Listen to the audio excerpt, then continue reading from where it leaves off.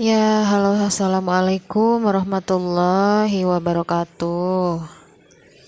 Baik, mahasiswa semuanya, kita bertemu lagi dengan Ibu Sri Intan Purnama SE MM. Kali ini kita ke kuliah Ekonomi Pembangunan. Nah, di sini kita akan membahas pertumbuhan penduduk dan pembangunan ekonomi, penyebab, konsekuensi, dan kontroversi ya. Ini bagian yang pertama, yaitu kita akan membahas mengenai modal manusia ya, pendidikan dan kesehatan dalam pembangunan ekonomi. Kemudian kita juga akan membahas mengenai transformasi pertanian dan pembangunan daerah pedesaan. Nah, uniknya pada video YouTube kali ini Ibu tidak akan memberikan materi yang begitu gamblang di PowerPoint. Jadi Ibu hanya menyiapkan item-item yang memang nanti dijelaskan oleh kata-kata saja begitu. Kalian cukup mendengarkan. Jadi tidak dengan berupa kotak-kotak gitu kalimat-kalimatnya, tetapi cukup untuk mendengarkan saja. Nah, di sini kalian dilatih untuk mendengarkan dengan baik, jadi pendengar yang baik begitu ya.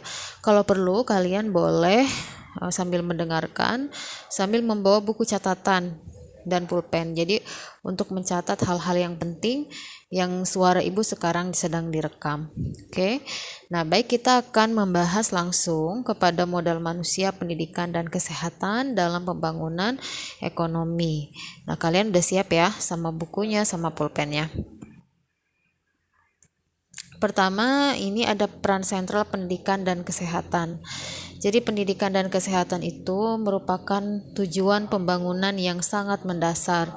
Terlepas dari hal-hal yang lain, kedua hal itu merupakan hal yang penting. Kesehatan merupakan inti dari kesejahteraan, dan pendidikan adalah hal yang pokok untuk menggapai kehidupan yang memuaskan dan berharga. Keduanya adalah hal yang fundamental untuk membentuk kemampuan manusia yang lebih luas, yang berada pada inti makna pembangunan. Nah, ini kita sudah membahasnya pada bab 1, inti dari pembangunan itu apa.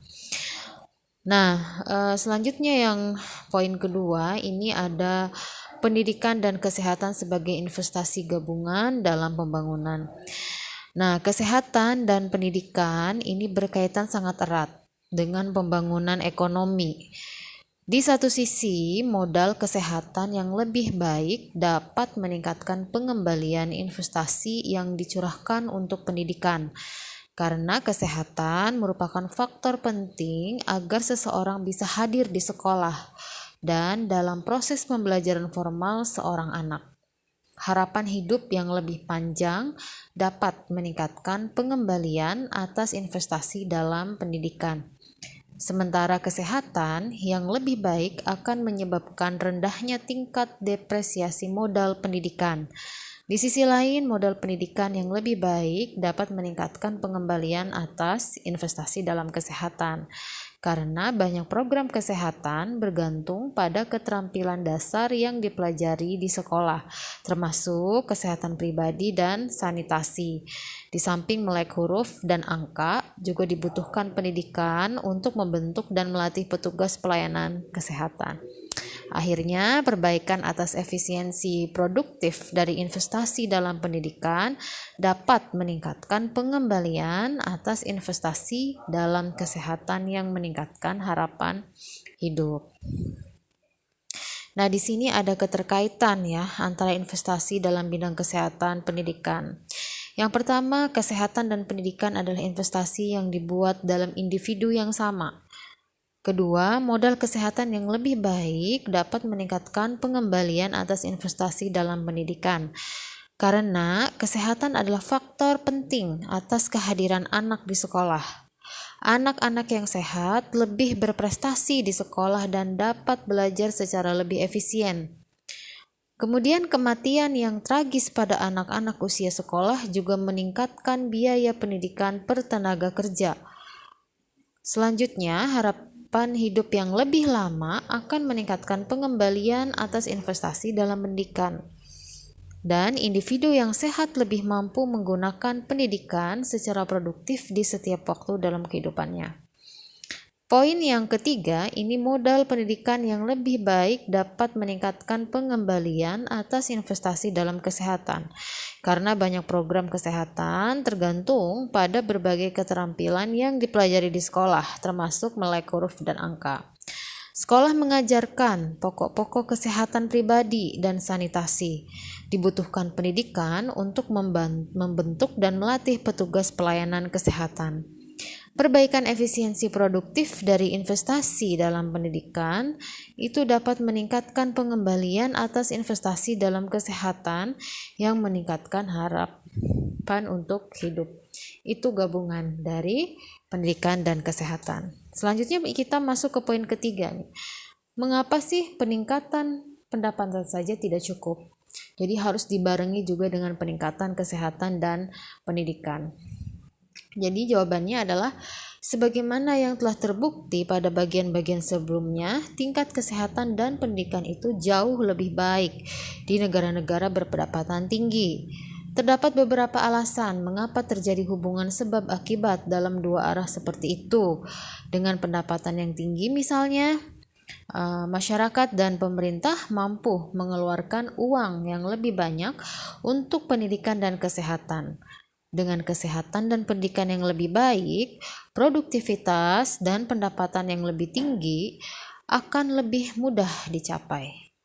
Nah, karena adanya hubungan ini, maka kebijakan pembangunan harus difokuskan pada upaya untuk meningkatkan pendapatan, kesehatan, dan pendidikan secara bersama-sama. Ya. Lalu poin keempat mengenai investasi dalam bidang pendidikan dan kesehatan, pendekatan modal manusia. Nah, analisis atas investasi dalam bidang kesehatan dan pendidikan ini menyatu dalam pendekatan modal manusia. Apa sih modal manusia atau human capital? Adalah istilah yang sering digunakan oleh para ekonom untuk pendidikan, kesehatan, dan kapasitas manusia yang lain yang dapat meningkatkan produktivitas jika hal-hal tersebut ditingkatkan. Sebuah analogi terhadap investasi konvensional dalam modal fisik telah dibuat. Setelah investasi awal dilakukan, maka dapat dihasilkan suatu aliran penghasilan masa depan dari perbaikan pendidikan dan kesehatan. Selanjutnya kita juga akan membahas poin yang kelima adalah mengenai buruh dan anak-anak. Nah, di dalam buruh dan anak-anak pun ini adalah masalah yang meluas biasanya yang terjadi di negara berkembang. Jika anak-anak berusia kurang dari 14 tahun terpaksa bekerja, maka konsekuensi minimalnya adalah terganggunya waktu mereka untuk bersekolah, dan dalam sebagian besar kasus mereka tidak dapat bersekolah sama sekali. Masalah ini tentu saja diperberat dengan kenyataan bahwa tingkat kesehatan buruh anak-anak itu sangat buruk dibandingkan dengan anak-anak yang tidak bekerja. Walaupun sama-sama berasal dari keluarga miskin dan pertumbuhan yang terhambat merupakan hal yang umum di antara buruh anak-anak. Di samping itu, sebagian besar buruh anak-anak bekerja dalam kondisi yang sangat kejam dan eksploitatif gitu ya.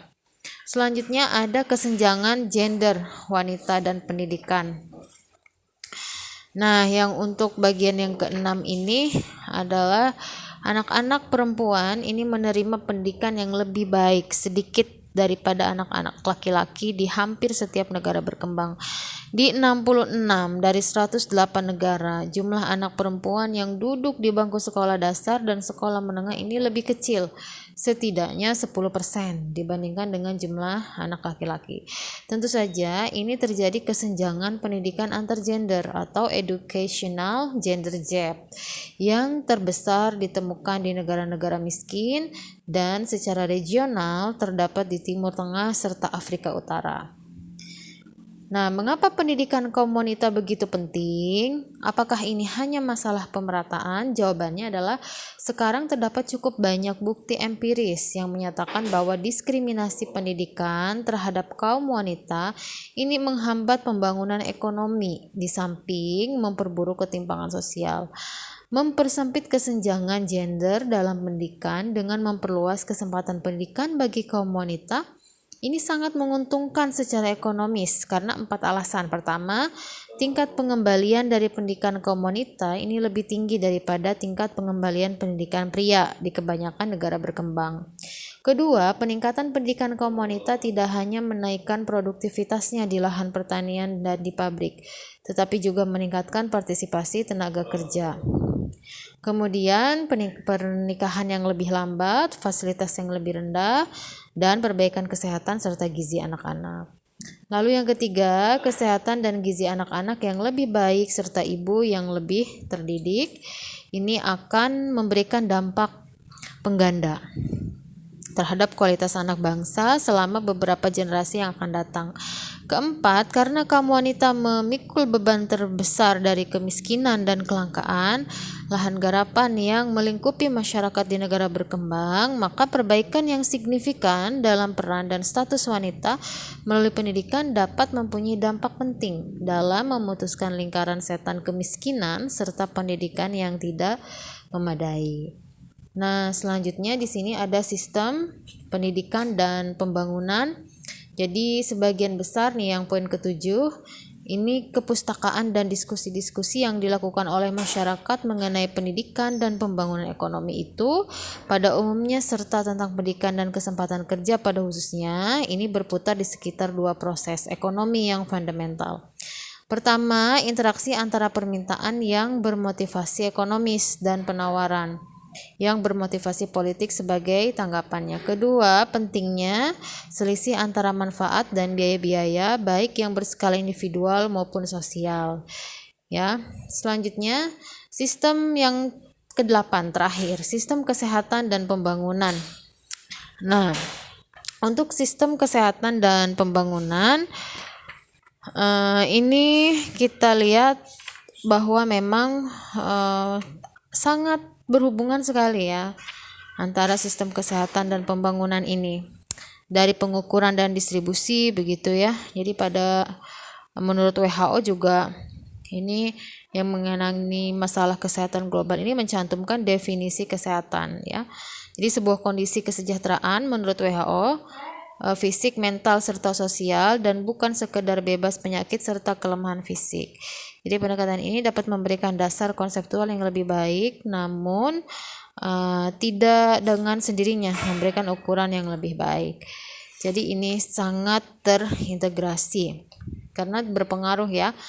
Misalnya ada beban penyakit ya. Misalnya dulu ada malaria dan cacing, HIV dan AIDS. Kesehatan dan produktivitas ini sangat berpengaruh sekali terhadap suatu pembangunan negara. Jadi kalau masyarakatnya sakit, banyak virus, seperti ini kan lumpuh pembangunan ekonomi di dunia. Seperti sekarang yang terjadi COVID-19, nah itu betapa dahsyatnya sehingga mengguncangkan perekonomian pembangunan di negara manapun di dunia ini. Baik. Nah, ini kita sudah selesai modal manusia. Sekarang kita masuk ke transformasi pertanian dan pembangunan daerah pedesaan. Nah, sejujurnya memang untuk bab ini silahkan kalian lihat poin-poinnya. Yang pertama, arti penting kemajuan sektor pertanian dan pembangunan daerah pedesaan. Kemudian yang kedua, pertumbuhan sektor pertanian masa lalu dan tentang masa kini. Struktur sistem agraria di negara berkembang, peran penting kaum wanita, transisi dari pola pertanian subsisten ke pola pertanian komersial, dan yang terakhir adalah menuju suatu strategi pembangunan pertanian dan pedesaan yang andal. Nah, ini juga ada beberapa syarat pokok kalau mau pertanian pedesaan itu handal begitu ya. Nah, silahkan kalian ini mencari dari sumber manapun, boleh dari internet, karena ini adalah masalah yang umum. Kalian bisa mencari di buku referensi maupun di sumber-sumber internet yang lainnya. Cukup sekian dari Ibu, terima kasih sudah mendengarkan dan menyaksikan video YouTube ini. Semoga ilmu yang disampaikan bermanfaat.